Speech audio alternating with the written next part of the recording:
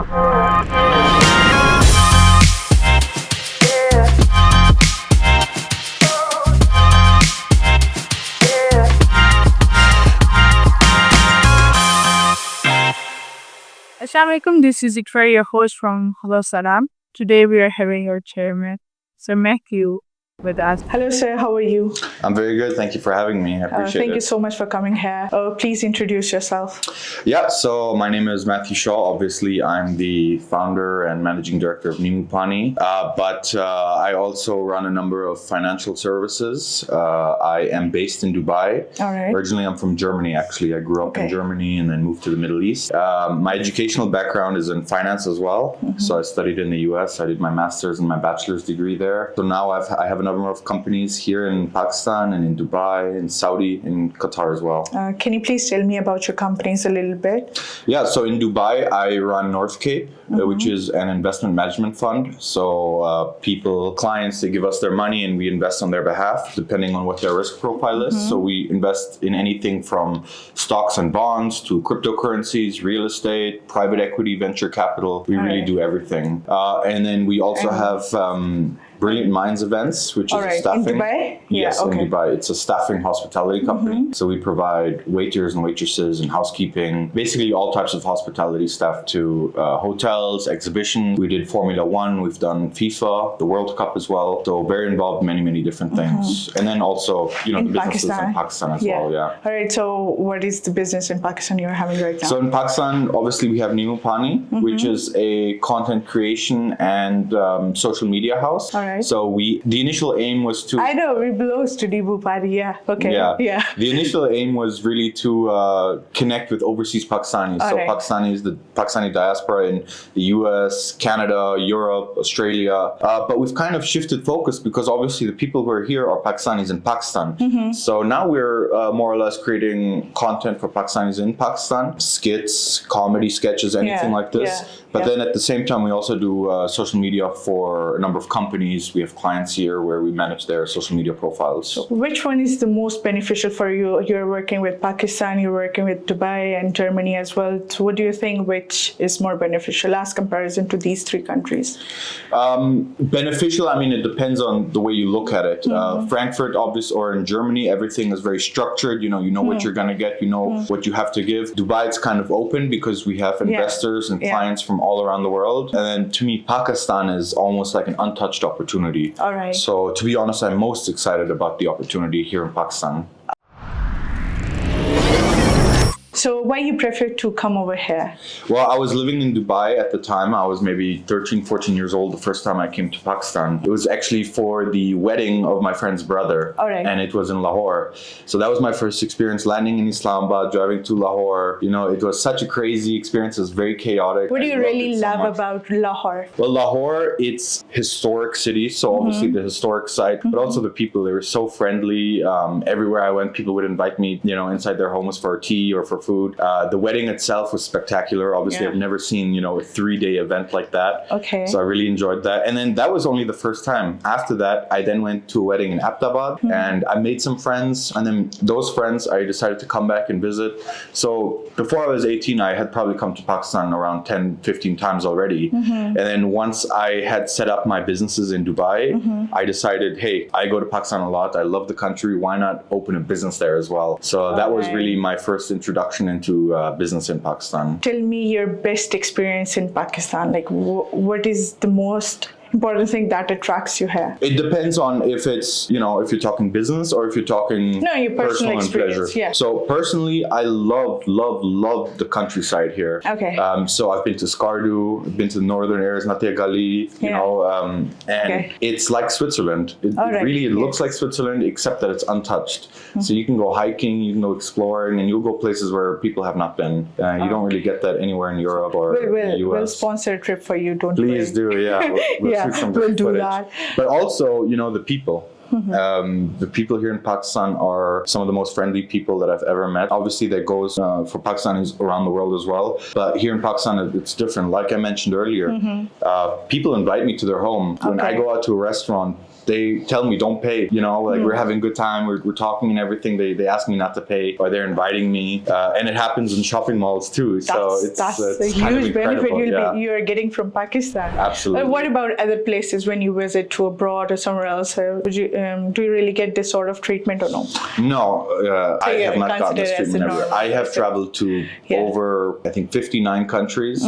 Pakistan is the only country that has happened, and it happens every time I come. Very nice. So you actually belongs to here as well. I feel like it. Yeah, I feel like this is my home away from home. All right. So you have been telling me about your businesses. What sort of business you have in Pakistan, and we'll ask about others one as well. Sure. We have a holding company here in Pakistan, Max Holding, and so we're very diversified. We have everything from hospitality companies, oil and gas. My main focus right now is CryptoBazaar.pk. This is going to be a cryptocurrency exchange platform where you can buy and sell cryptocurrencies, and you'll be able to link your Pakistani bank accounts, your Easy Paysa, your Jazz Cash, all of that, the moment that the regulation and the legislation is in place. So what makes you think that way that you're going to bring it over here? Yes, so I've worked in cryptocurrency in the past. So I worked at a venture capital firm where we invested in cryptocurrency exchanges in Dubai. And I've also launched a number of coins myself. But in Pakistan, I think there's a huge opportunity, because if you look at the remittances just from Dubai to Pakistan or UK to Pakistan, there are billions of dollars where people are paying 10% fees, 15% fees on each transfer. With cryptocurrencies, you don't have that. You would be, the Pakistani population would be saving billions of dollars using cryptocurrencies. So I also think it would open up a lot of, let's say, opportunities for investment for people that might not have cash, but that they have the cryptocurrency ready for them. Absolutely. And it'll also be easier for people, from the US, overseas Pakistanis, to invest in Pakistan without having to pay those fees, the exchange rate spread. So it'll make it much, much simpler for them. So what they'll be getting after that, like investing their sum of amount in crypto or something? Well, you could invest in crypto, absolutely. Or you could just use cryptocurrency as a tool to move your money. So let's say you're working in the US. You're working as a doctor in the US, and you want to send maybe 50% of your income home. Right now, you have to do bank-to-bank transfer. That means you have to pay the fees for the bank, you have to pay the exchange rate, and you have to pay the spread of the exchange rate, meaning, the cost of buying and the cost of selling. And then you have to do the exact same thing, pay the fees, pay the exchange rate and the spread in Pakistan as well. All right. And then oftentimes there's a big delay. Yes. You have to wait 1 week or 2 weeks. I don't know, they deduct even some of the amount from them as well? Exactly, those are the fees. So with cryptocurrencies, things, these transfers are instant. You know how much you're sending, and you know how much the other person is receiving. So they'll get the same amount of it? Absolutely, yeah. All right. That's fair. That's absolutely, nice. And what else apart from crypto? We run a number of oil and gas companies, as I mentioned before. We have a couple of hotels. Yeah. We have Nimu Pani, which is... hotels, can you say the name of them? Yes, we have Esquire Hotels, based in Beria Town in Islamabad. All right. And then we have a real estate portfolio all around Pakistan. So we invest in real estate, up-and-coming real estate. And tell me about the business you're having in Dubai as well. Yes, so as I mentioned, in Dubai, we have North Cape, which is my investment fund, where I invest on behalf of my clients. You'll be running that in Dubai and Pakistan as well? Absolutely. Perfect. Yeah. All right. So another thing that I do here in Pakistan is I am the country director for BVMW, which is Germany's largest association of small and medium-sized enterprises. Whoa. So you have a very good background with that. Absolutely. All right. That has really opened a number of doors for me. Introductions and meeting people, absolutely. In Pakistan, in the UAE, and in Germany as well. Okay. So as part of that, I meet with the government, I meet with local provinces, I meet with the chambers of commerce and the boards of investment, and they tell me what their requirements are. For example, the Sarhad chamber in KPK, they might have a company that is looking for these mining machines. And then I will go to Germany and find those companies that has those machines and connect those two companies. I try to encourage bilateral trade. I think right now, Germany and Pakistan, we do about $4 billion in trade. All right. I would like to see that go up by 10 times. I would like to see it at $40 billion. So do you have got team, or did you do it on your own? I have a team. I have a small team. We are, as an organization, we have have over 300,000 individual members. Oh, very nice. All around the world. We have offices in 88 different countries. Okay. And Pakistan is one of the ones where we're focusing on the most. My focus is on Pakistan solely because of the opportunity here. There are so many companies here that want to connect with European companies, but they just don't know how. They don't know who to contact. And the same thing, German companies and European companies, they want to sell their products here, or they want to invest in companies here, but they don't know where to go to, who to connect with. So as part of my job, I try to connect those people. I hold delegation visits. So we had a visit of Pakistani businessmen coming to Germany. We're planning a visit of German businessmen coming to Pakistan as well. We hold events. I meet with all the government officials as well, just to make it easier for German companies when they do come here. So apart from that, this is an era of AI, yeah? So what are your reviews about those stuff? I will tell you, AI is incredible. It can do incredible things if you know how to use it correct. It's not just something where you say, hey, do this for me and it'll do it. It'll do it, but it won't do it well. What you have to do, you really have to put in the effort to write a prompt that addresses all of your specific needs, and then AI really can do anything. I've built websites, I've built apps, I've made business plans. You can do anything with AI. So we'll be needing your help in the future. Absolutely, and in my companies, I really push AI. Okay. So not for customer-facing roles, but for internal things like data analysis. You upload, you use AI to look at your Excel spreadsheet, and it'll give you the analysis for you. You don't have to physically go in and put pivot tables and do VLOOKUP. No, it'll make the charts, it'll make the graph for you. Same thing with content creation. I mean, you can do so much with AI for content creation. So I think it is the future. And, in my field, finance, it's absolutely going to be the future because it can, it can consolidate so much information from around the world and try to synthesize some idea that we as humans cannot do.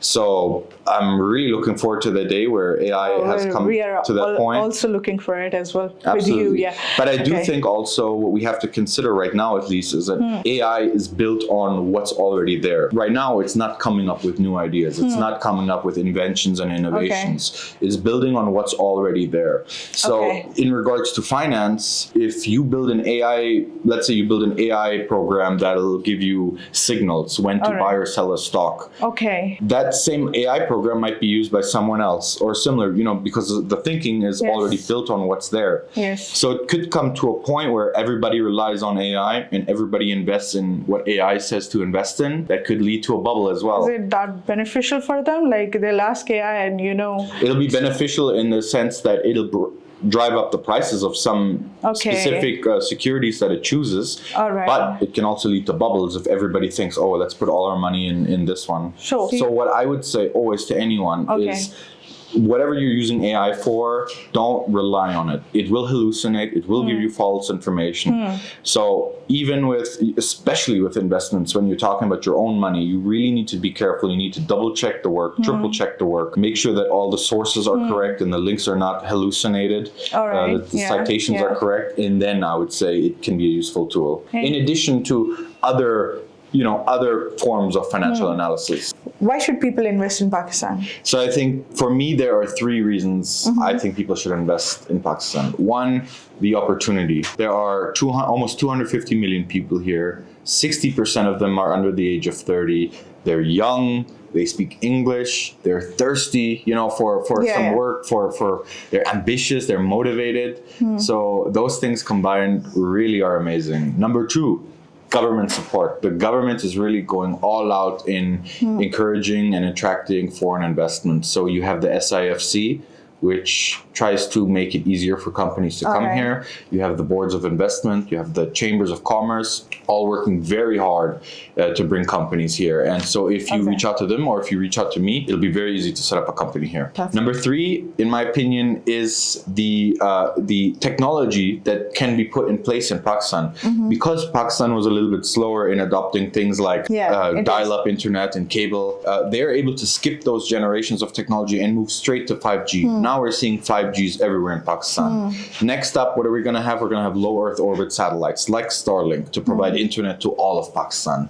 So that's an opportunity for companies that know how to innovate to come to a country where the government encourages innovation. So those three things combined make it a really attractive place for people to invest in.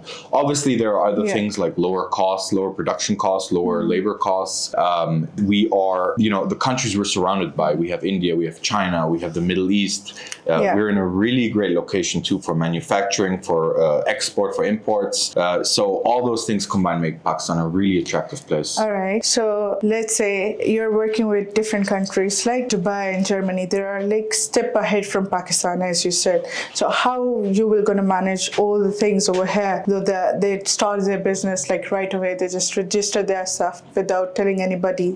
That's Pakistan really works in different businesses standard. So how you're going to work according to their choice and preferences? Well, I see that as an advantage. In startup lore, we say move fast and break things. That's how you got to do it. In Germany, a company like Nimupani could not exist. A company like Crypto Bazaar could not exist because the rules and regulations and the bureaucracy would not allow it to exist. It would be very expensive to run. In Dubai, you could make it happen, but you don't have that type of captive market that you have here in Pakistan. So here in Pakistan, you have an idea, you go full force for it. What is the best single piece of financial advice you can give? That's a great question. In general, I would say to anybody that's thinking about investing or trading is that if you do not have the time to manage your trades daily and to watch the market daily, just put your money in a low-cost index fund, that tracks the S&P 500. That is the best thing for you to do. Or obviously you could give your money to an active money manager like myself, where we have the time, we have the ability, and we have the know-how to invest in specific stocks. But if you do not have the time to manage that and to look at it all the time, then I would say just put it in a low-cost index ETF. Never look at it, because on average, these like the S&P 500, the price goes up by about 7 to 9% every year on average, based on historical performance. So that means you're not doing anything and your money's working for you. You add to that compounding. And your money will work for you. We love to hear about what you're working for and what are your reviews about Pakistan. So tell me a little bit about Pakistan. Like, how do you feel here, and what are the best places you have ever visited in Pakistan? I want to know about that. Thank you. Good question again. Again, I would say, I really enjoyed Lahore because I spend a lot of time in Islamabad. So when I get out of Islamabad, it's always nice to see different cities. So Lahore, I have a soft spot because this is one of the first places I visited in Pakistan. And the people are so friendly. The food is so good.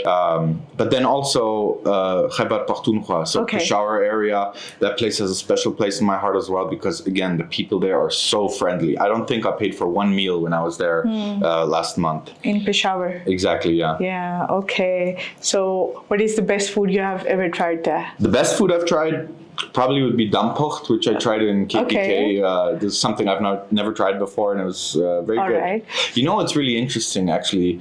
In KPK, they speak Pashto. And Pashto and German are closer to each other than you might think. We have, the words are completely different, but the pronunciation is very similar. I want to hear. Like sha and kha, like delta rasha zirkava. So you speak really well. Some of those pronunciations are very similar to German. So it's a little bit easier for German to learn. What about the Urdu? Pronunciation. Urdu, I can say things like Kisayatike, So you have complete Pakhtun accent. When Pakhtun tries to speak in Urdu, they talk like this. Oh, yeah? Yeah. Okay, so if I go around, people think I'll help you to KPK, learn Urdu. Please. Yeah, you remember a few of the lines, yeah? Now that I'm here a lot, I really hope to learn Urdu and Pashto. So do you see any sort of potential in Pakistan's crypto market? Absolutely. I see a ton of potential. That's why I'm putting my own money into building a cryptocurrency exchange here. I think I read something like a third of all volume on Binance comes from Pakistan. And that's without it being regulated. So imagine once it's regulated, how much volume there will be of cryptocurrency trading. I'm very excited for this. So what are your hopes and dreams about your ventures in Pakistan? I hope what I really want is to open the door for the people that right now they do not have the ability to, let's say, reach a new financial goal for them. A lot of people, they do not have the opportunity for that. So by opening a cryptocurrency platform that, tries to be very localized, we customize the exchange to be local, make it easy for people to invest, make it easy for people to deposit money, make it easy for people to withdraw money, to transfer money. We want to make it as simple as possible so that every single Pakistani person can invest, can trade, and can benefit using cryptocurrency. So I've seen you're very focused in Pakistan, right? So do you have any plans to start up your business in northern areas of Pakistan? Well, I have one idea. Maybe I shouldn't share it on the podcast, but it's basically, I don't know if you've been, but I was in Skardu a couple months ago, and the water there is so pure. I mean, you drink it and you feel refreshed. So I would like to bring that type of refreshness to the rest of the world. So I was thinking actually of setting up a water bottling plant somewhere in the northern areas to capture some of that glacial water. Very fresh, very clean water all the way from the Himalayas. Detoxifying, with minerals and everything. So I would love to share that with the world. But that's something for the future. Is there any other city you have visited in northern areas apart from Skardu? Yeah, I've been to Gilgit, I've been to Hunza, Skardu, obviously Ahmedabad, Nathia Gully as well. Nathia Gully, okay. Probably a ton of places that I cannot even pronounce the names of. All right, that's really, the northern areas of Pakistan are one of my favorite because they're so beautiful, so untouched. So is there any plan for you to visit again? Absolutely. When? Probably next week. Yeah, take us along. I really want to visit Chitral. I've heard it's really beautiful there. Yeah, it is actually. And I have a lot of friends from there. Let's plan a trip with them. Yeah, definitely. We'll help you to record some videos. Yeah, that'd be great. All right, so let's go to rapid fire question. Okay. Dubai or Frankfurt? Dubai or Frankfurt? That's a good question. Dubai is where I've lived for the last 20 years. So I have family there, I have friends there, and the government there is very supportive of innovation. So it's a great place to be. Frankfurt, I have family there. That's where I was born, so it's a very special place in my heart. I would say Frankfurt just because I have my family there and the nature as well. All right. Tea or coffee? Tea. Okay. Serious boardroom or startup kiosk? Serious boardroom. Okay. Bitcoin or Ethereum? Ethereum, because I think you can build way more on Ethereum. If Hello Salam sponsor your visit, so which is the place you would really want to go? So one of the things that I would like to do is push myself physically. So I've always wanted to climb K2. Which I heard is the most dangerous mountain in the world, at least the base camp. So you can take me on a trip there, film everything. All right. So actually, we love ourselves too much. You wouldn't risk it? Okay, fair. Yeah, but we'll sponsor you somewhere near to northern areas like Sawat, Gilgit, Baltistan. I think those are the places which you really want to have a look and, adore them in a way. I heard also that there's a bunch of old forts in Punjab and in Sindh as well. I've never been there and I would love to see those. So let's plan a trip for you. Definitely. So we can just roam around and, explore in our own way. Let's do that. Let's do it. I think you won't be looking me after this podcast. Why? Because I'm planning all this. I'll run away. Okay. What's a non-financial skill every young entrepreneur must learn? I think public speaking is so important because it's a skill that is transferable to so many different industries and sectors. If you're able to speak confidently, people will listen to you and they will believe you and they will trust you. Okay. So definitely take public speaking. All right, done. What's one book or movie that deeply impacted your way of thinking in business or life? So this is kind of a cliche answer for someone in finance, but The Intelligent Investor by Benjamin Graham. He's like he's like our superstar in the financial world. Right. He's the one who literally wrote the book on it. Okay. So him, I definitely recommend his book because it gives you a baseline understanding of how investment works, how the stock market works as well. At what time you just started this book? Like how old you were? The first time I read that book, I was 14. I've read it a couple times since. The motivation from there? Yes, I would say motivation from there and also the people who are around me, growing up in Dubai, a lot of the people are very ambitious. people come from all around the world to Dubai because they want to build something great. So when you have ambition and motivation, surrounding you, it drives you as well. Okay, so one last question I wanted to ask, like from the very start. So which country do you really want to live for long, like in Pakistan, Dubai, or Germany? That's a tough question because Germany is my homeland, Dubai is my adopted homeland, and Pakistan is my home away from home. Okay. So if I could choose, I would say a third of a year in each country. I know that's kind of a cop-out, but that's the way it is. Okay. Thank you so much, Sir Mathew, for coming here and introducing yourself to us. It was amazing having you with us. Thank you so much. It was a pleasure being here, and thank you for the questions. Oh, no problem, sir. All right. Thank you, sir. Thank you for coming here. Okay. So what was the question? Do you see potentials in Pakistan crypto market? Absolutely. Okay. What a stupid question. Why else would I invest in Pakistan if I didn't see that? Do you want something in return? No. We don't have it, so you could. It's okay. Thank you very much. I appreciate it. All right. Thank you, sir.